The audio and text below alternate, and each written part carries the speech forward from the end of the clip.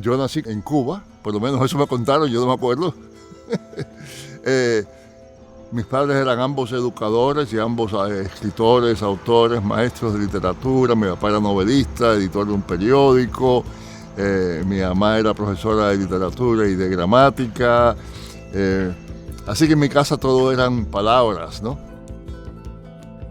I was born in Albany, New York, and it seemed a very normal, quiet, upstate New York life until my father was transferred to Manhattan and we moved to suburban New York City. Cuando me fui ahí a estudiar a la escuela superior, allá de adolescente, pues enseguida encontré eso. En la escuela mía yo creo que habría unos 1000 y tantos estudiantes, había unos 4 o 5 protestantes. Los compañeros nos ponían apodos y a mí me decían Calvino. I had always thought I would like to be a minister when I grew up, and I was 9 years old when I said that. Y entonces fue que vine aquí a los Estados Unidos a estudiar en Connecticut, en la Universidad de Yale, para el propósito era regresar a Cuba, allí servir como pastor y al mismo tiempo enseñar, y algún tiempo, quizás en un momento, dedicarme nada más que a la enseñanza. Ese era el plan que ellos tenían para mí. When I finished college, I entered seminary. I entered Boston University, a Methodist seminary, because it had a program in campus ministry. And I did seminary until the last year. It took me 3.5 years really to do that. But by then I knew that I would really not like to be that close to a campus and not able to teach. And so I stayed on at BU for the PhD in historical theology under systematic. Yo estaba entregando la tesis, terminando todo, cuando se le ocurrió a la CIA invadir a Cuba.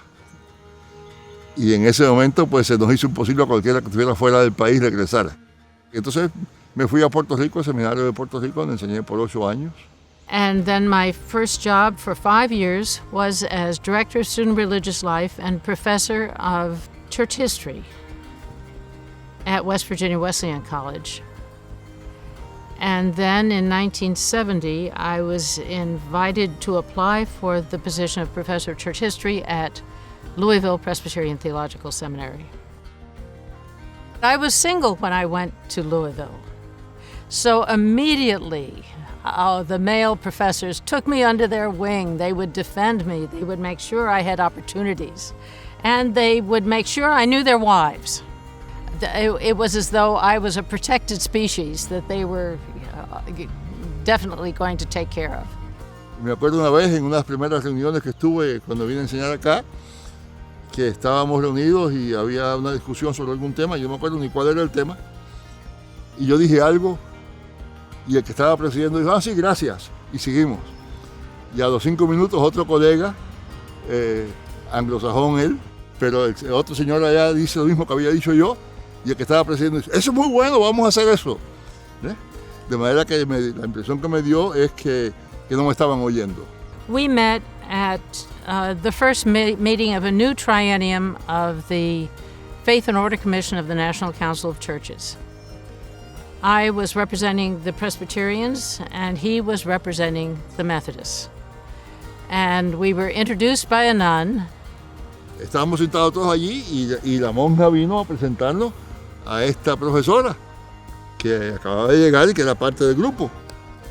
And the last one jumped to his feet and she said, "This is Dr. Justo González, who teaches church history at Emory University." And then she started to laugh.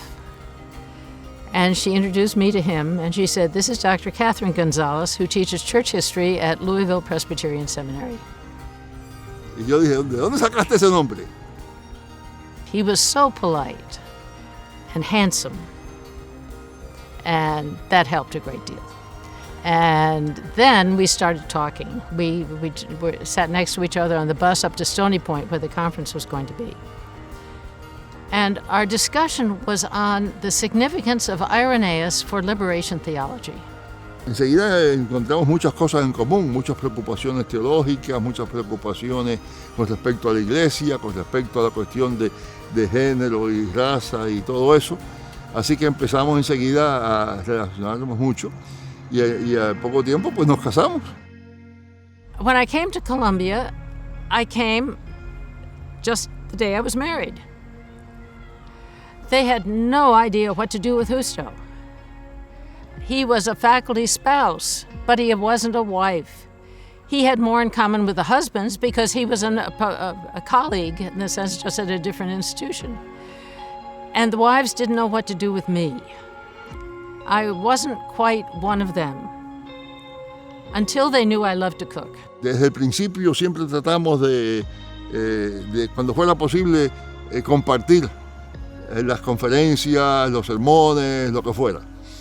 Y eso fue una experiencia interesante. I would think there was a period of about 10 years. We got all of these invitations to come and speak together at colleges, at other seminaries, at conferences. Cuando nos invitaban a hablar sobre las mujeres, normalmente era un grupo de mujeres blancas, de clase media, y entonces yo iba también.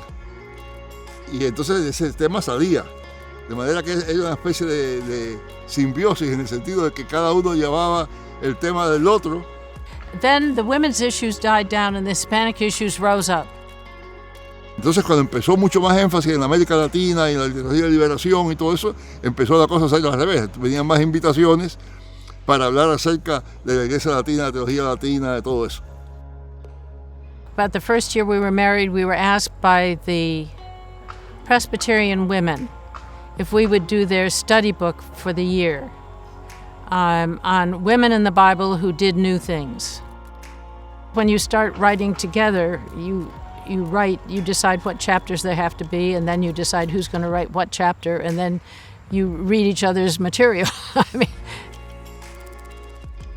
they appreciate what the other does. And they're friends. They're truly friends. And I think that that's important also to have a ministry that is a partnership, is that you have to respect and like each other. And I think they do, in part, apart from just being in love, which is the foundation of their entire work together, whether it's as a couple or as professionals in ministry, whatever it is. That love is the foundation. But on top of that, they have professional respect for each other, and they like each other, and they're just really good. They're soulmates.